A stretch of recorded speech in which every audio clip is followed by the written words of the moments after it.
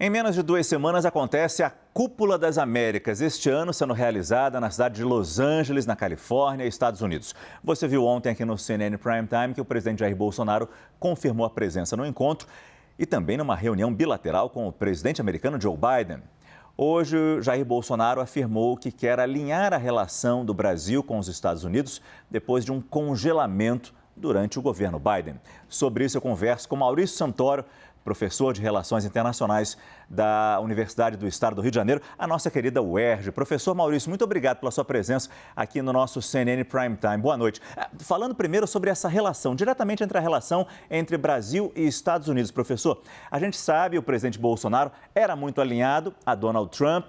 Com Biden veio um afastamento. Essa intenção de se reaproximar interessa mais a quem? E eu vou além. Em cima de que temas Biden e Bolsonaro começam a retomar as conversas? Boa noite, Márcio. Olha, realmente vai ser uma reunião muito importante, a primeira entre os dois presidentes.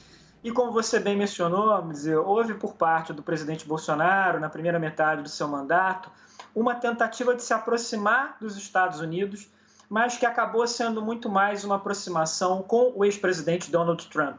Inclusive com um apoio político, partidário, a toda a campanha de reeleição do Trump, aquele discurso do Trump de que as eleições americanas tinham sido fraudadas, quer dizer, tudo isso criou um grande mal-estar com o presidente Biden a partir da eleição dele e uma série de discordâncias, de desavenças, principalmente sobre o tema do meio ambiente, do desmatamento da Amazônia, da mudança climática.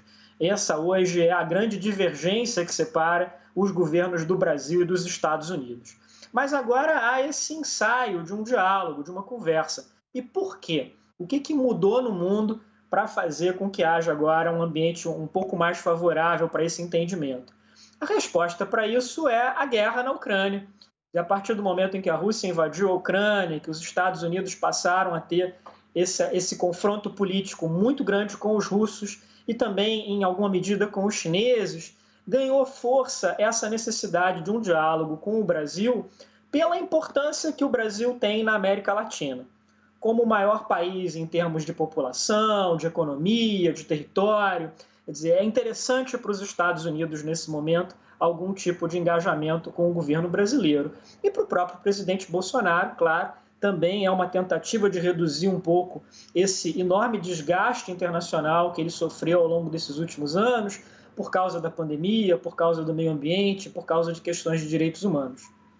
Agora, falando especificamente da Cúpula das Américas, professor, dizem que ela pode ser esvaziada, os Estados Unidos não gostariam de convidar alguns países, por exemplo, Venezuela, por exemplo, Cuba. O que a gente já tem de certo, falando da cúpula especificamente agora? Temos pouca coisa definida para a cúpula, inclusive há um risco bastante grande de que essa reunião seja um fiasco diplomático. Então, o que está acontecendo? O governo Trump foi muito criticado por não ter uma agenda positiva para a América Latina. Foi um governo muito marcado por conflitos entre os Estados Unidos e a América Latina, por questões como migrações, crime organizado, problemas, uma agenda muito negativa. E o Biden é um político que visitou muitas vezes a América Latina, tanto quanto vice-presidente como senador. Então havia uma expectativa de que haveria ali uma grande mudança na diplomacia americana para a região. E até agora isso não aconteceu. O que o governo Biden tem feito com a América Latina nesse último ano e meio, basicamente é apagar incêndios, responder a crises pontuais que têm aparecido em vários países.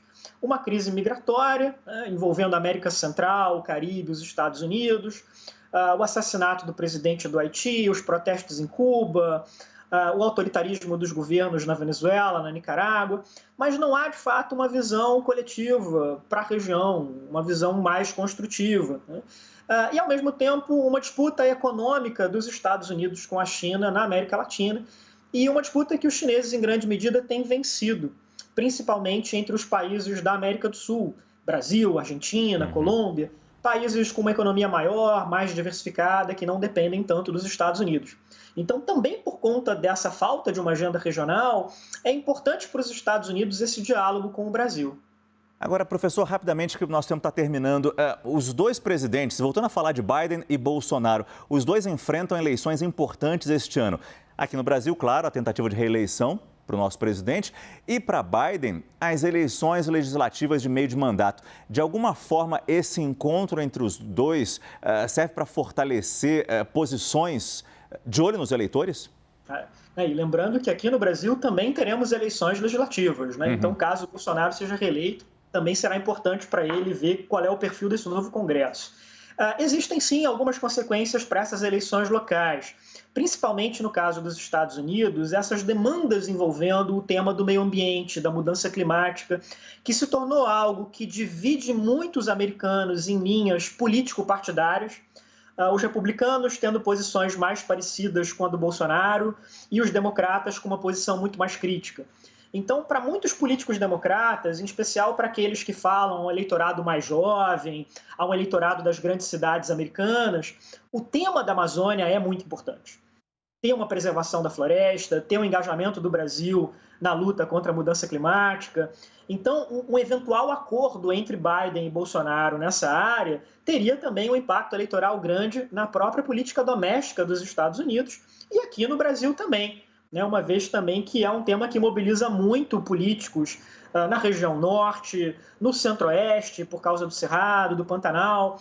Então, essa fronteira entre a política internacional e a política doméstica ficou mais tênue, mais porosa, né? Com um maior diálogo entre esses dois campos.